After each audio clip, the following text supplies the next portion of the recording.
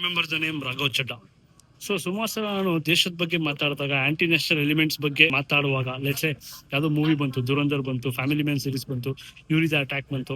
So ಇದ್ರ ಬಗ್ಗೆ ಮಾತಾಡಿದಾಗ ಒಂದಿಷ್ಟು ಜನ ಈ ಕಮೆಂಟ್ ಸೆಕ್ಷನ್ ಅಲ್ಲಿ ನೀನು ಬಿಜೆಪಿ ಸಪೋರ್ಟರಾ, ಕಾಂಗ್ರೆಸ್ ಹೇಟರಾ, ಹಾಗೆ ಹೀಗೆ ಪೊಲಿಟಿಕಲ್ ಫೈಟ್ ಶುರು ಮಾಡ್ತಾರೆ. ಸೊ ಫಸ್ಟ್ ಆಫ್ ಆಲ್ ನೀವು ಯಾವ ಸಪೋರ್ಟರ್ ಆಗಿ ಆ ಲೀಡರು ಕೆಲಸ ಮಾಡಬೇಕು. ಲೈಕ್ ಯೋಗಿ ಆದಿತ್ಯನಾಥ್, ದಂಡಂ ದಶಗುಣಂ, ತಪ್ಪು ಮಾಡಿದ್ರ 10 ಬುಲ್ಡೋಸರ್, ತಪ್ಪು ಮಾಡಿದ್ರ ಹಾಕು ಅಲ್ಲೇ ಎನ್ಕೌಂಟರ್. ಯಾಕಂದ್ರೆ ಹಿಂಗ್ ಭಯ ಬರ್ಬೇಕು. ನಮ್ ದೇಶದಲ್ಲಿ ಭಯ ಇಲ್ಲ, ಹಂಗಾಗಿ ತಪ್ಪು ಮೇಲೆ ತಪ್ಪು ಎಲ್ಲಾರು ಏನೋ ಕೇರ್ಲೆಸ್ ಇದ್ದಾರೆ. ಸೊ ಒಂದ್ಸಲ ಅದ್ ಬಂತು ಅಂದ್ರೆ ಮೀಟರ್ ಆಫ್ ಆಗತ್ತೆ ಯಾರೇ ತಪ್ಪು ಮಾಡಿದ್ರು. ಸೊ ರಾಘವ್ ಚಡ್ಡಾ ನನಗೆ ಏನಕ್ಕೆ ತುಂಬಾ ಇನ್ಸ್ಪೈರ್ ಮಾಡ್ತಾರೆ ಅಂದ್ರೆ, ಅವರು ಆಮ್ ಆದ್ಮಿ ಪಾರ್ಟಿ, ನಮ್ಗೆ ಯಾವ ಪಾರ್ಟಿನೂ ಮ್ಯಾಟರ್ ಆಗಲ್ಲ ಬ್ರೋ, ಕೆಲಸ ಮಾಡೋರು ಬೇಕು, ಕೆಲಸ ಮಾಡೋರೇ ಟ್ರೂ ಲೀಡರ್. ಸೊ ಇಂಥ ಲೀಡರ್ ನಮಗೆ ಇನ್ಸ್ಪಿರೇಷನ್ ಯಾಕೆ ಮಾಡ್ತಾರೆ ಅಂದ್ರೆ, ಅವ್ರು ಲಿಟ್ರಲಿ ಎಲ್ಲಾದ್ರ ಬಗ್ಗೆನೂ ವಾಯ್ಸ್ ರೇಸ್ ಮಾಡ್ತಾರೆ, ಅದನ್ನ ಇಂಪ್ಲಿಮೆಂಟ್ ಮಾಡೋ ತನಕ ಫೈಟ್ ಮಾಡ್ತಾರೆ. ಸೊ ಇದನ್ನ ನಾವು ಕಲಿಬೇಕು ಅವರಿಂದ.